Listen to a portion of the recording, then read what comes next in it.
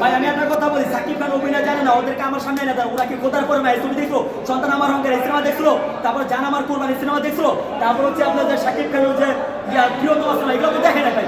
এই সিনেমার মধ্যে কিন্তু একের ভিতর সব ছিল, অভিনয় বলেন, পারফরমেন্স বলেন, সব বলেন, অ্যাক্টিং বলেন, এবং ডিজিটাল যুগে এসে স্মার্ট টিভি প্রেজেন্ট করছে। তো আমি মনে করি যারা কয় সাকিব খান অভিনয় পারে না, ওরা মনে করে, আমি মনে করি ওরা সিনেমার সম্পর্কে জানি না, সাকিব খান সম্পর্কে তাদের নলেজই নাই। আরে ভাই কোথার পরে মাস সিনেমা দেখা এমন কোনো দর্শক নাই বা এমন কোনো পাবলিকটা বাপের বাগানে যে না কান্না করে হল থেকে বেরোচ্ছে। আমি শান্ত খান কোথার পরে মাস সিনেমা একবার না হাজারবার কান্না করছি, এহমদানকে এমন আমি কান্না করি।